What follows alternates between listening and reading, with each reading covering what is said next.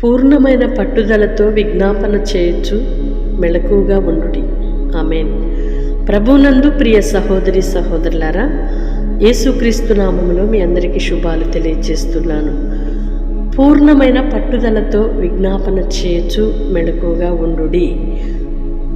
అవును, మనము ప్రార్థన చేయునప్పుడు పరిపూర్ణమైన పట్టుదలతో చేయాలి. కొన్ని సందర్భాల్లో ప్రార్థన చేసి మరలా దానిని సందేహిస్తూ ఉంటాం. ప్రార్థన చేశాక అలా జరుగుతుందో లేదో కానీ అనుకుంటాం. కొన్ని సందర్భాల్లో విజ్ఞాపనము ప్రార్థన చేసి దాన్ని గూర్చిన ఆలోచన లేకుండా మందమత్తులుగాను నిద్రమత్తులుగాను ఉంటాం.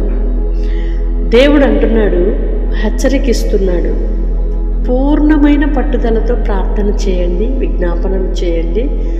చేశాక నిద్రపోక, అంటే ఆత్మలో గ్రహింపు లేని వారిగా ఉండకుండా గ్రహించు వారిగా, మెళకువ కలిగిన వారిగా, విషయ అవగాహన కలిగిన వారిగా ఉండుడి అని హెచ్చరిస్తున్నాడు.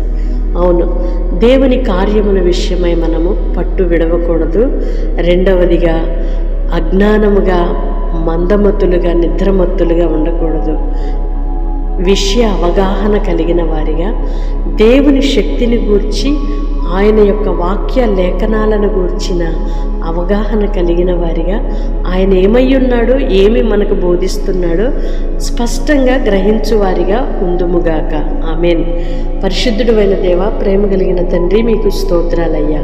పూర్ణమైన పట్టుదలతో మేము విజ్ఞాపన ప్రార్థనలు చేయవారిగా, అంతేకాకుండా మెళుకు కలిగిన వారిగా కూడా మేము ఉండాలని మీరు హెచ్చరించారు. మీ స్తోత్రాలు చెల్లిస్తున్నాం.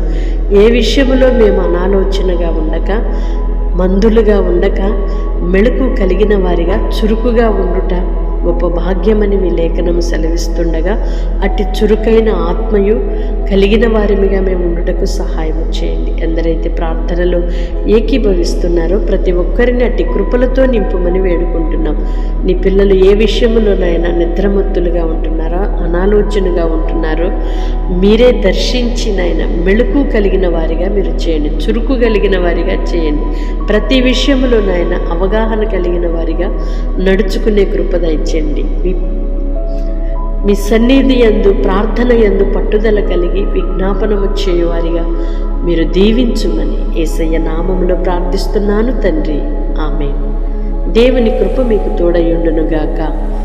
వాగ్దానం రిసీవ్ చేసుకొని తప్పకుండా ఇతరులకు షేర్ చేయండి. మిమ్ములను దేవుడు అన్ని విషయాలలో చురుకుగాను మెళకువగాను ఉండునట్లుగా ఆశీర్వదించునుగాక.